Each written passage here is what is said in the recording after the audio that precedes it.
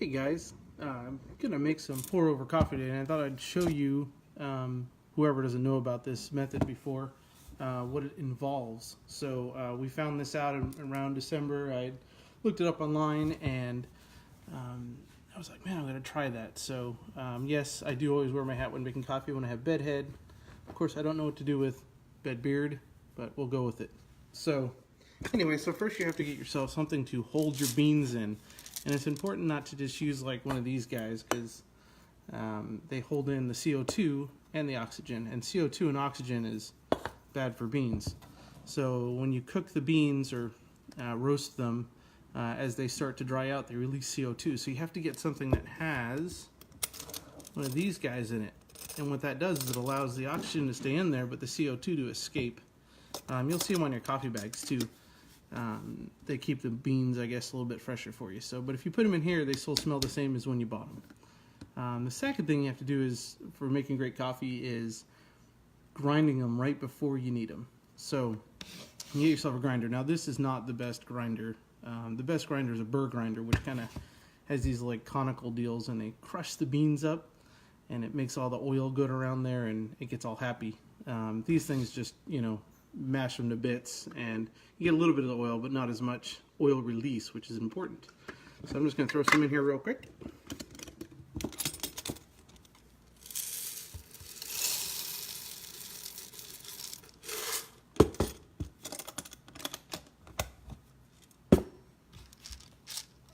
It's a little over, but that's okay. This may be a little loud, so you might want to turn down your speaker just a little bit.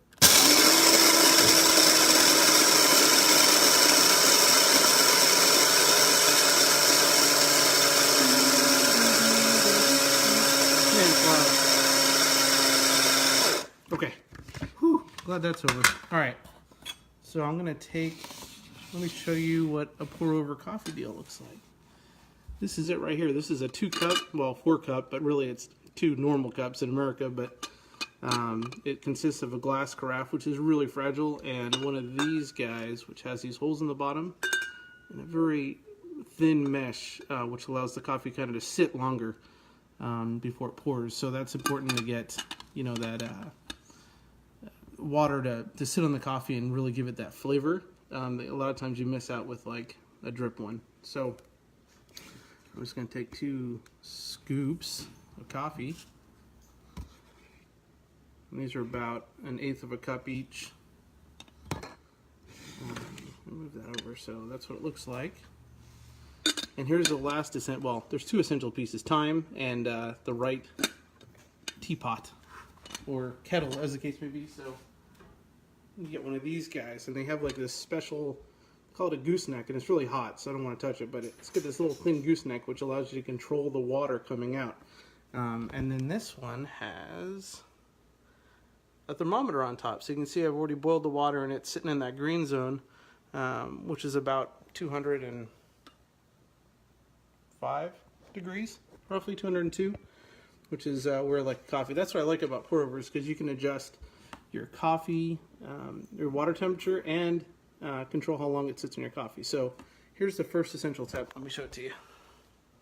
I'm not really good with these reverse camera deals, but the first step is just to pour a little bit on there and let it sit to get happy. About 30 seconds.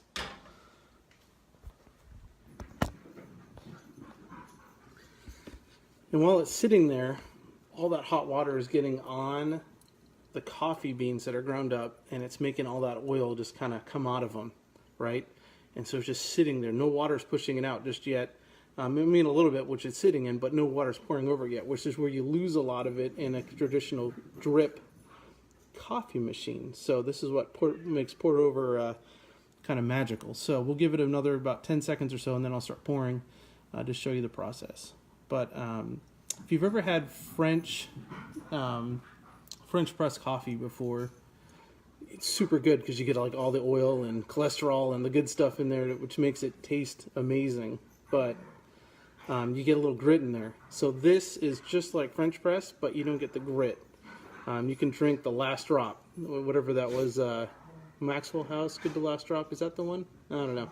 Anyway, it's one of those coffee things, but those aren't Maxwell House. Yeah. Anyway, so let's pour some more water.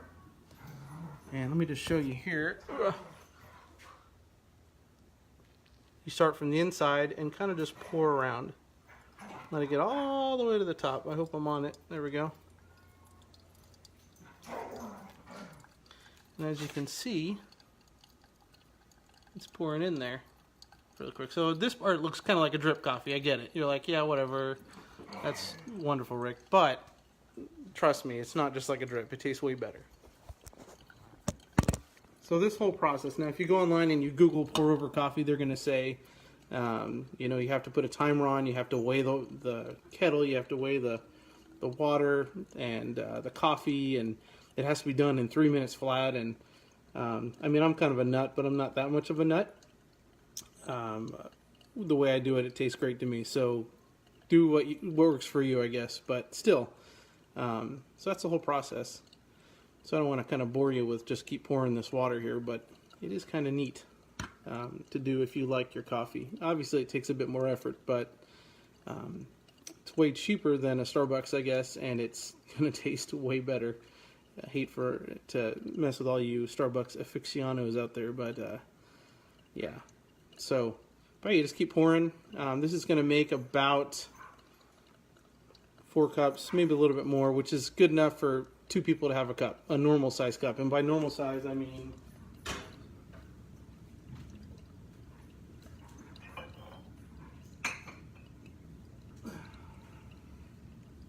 like this.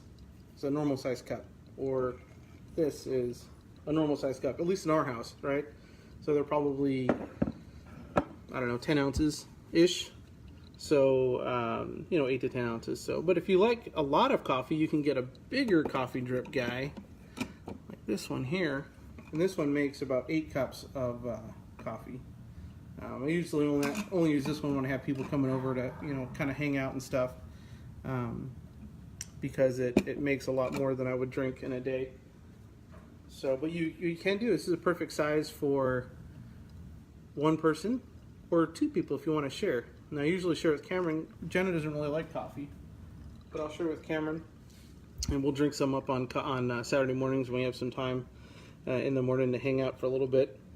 And it's good coffee. So I hope you enjoyed this video. I was making it on my own. I was like, you know, maybe I should show people. I don't know if everyone knows about this. So just trying to share some things that are in my life that I really enjoy, and just think other people might like. And if you don't, that's okay too.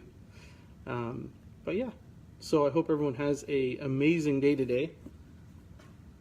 Sorry, I gotta keep pouring here. The coffee's gonna be ruined. No, I hope everyone has an amazing day today. And if you want to check these things out, this is a coffee gator carafe. It comes as a set with this little steel deal filter and the glass carafe. They're about $35 on Facebook, on Amazon, maybe 40. And then one of these is essential. This is Coffee Gator too, but you can get a lot of these. The biggest part is making sure it has that little seal in it. If you don't have that seal in there and you just use like a normal container, your coffee's going to get stale. And not only going to get stale, it's going to taste like Maxwell House. So yeah. And you can pour your ground into one of those as well, and maybe make coffee the next day, but it's not going to be as good, but it'll still be pretty good. So that's what we do if we're going to do maybe iced coffee or something. So just put a little extra in there, make it nice and strong, since it dilutes, you know, when you put ice and stuff in it. But yeah, this whole process normally takes about, if you're not filming on Facebook, it takes about 3 to 4 minutes to pour it all through. It's kind of my mantra for the morning, you know, as I'm, especially for Saturdays before I go and I, you know, start working on the yard or washing the trucks or whatever, you know, doing stuff. It's kind of nice just to spend a few minutes and pour some coffee and just make something neat. So, yeah, okay. All right, well, I hope you guys have an awesome weekend. This weekend, Jenna's in Tucson right now visiting with some family. So that's probably why I'm filming Facebook, because I'm lonely. But she'll be back on Monday, which is awesome. But yeah, I hope you guys have a great week end, restful, and get a chance to make some coffee. So hope everybody's doing well. Say hi.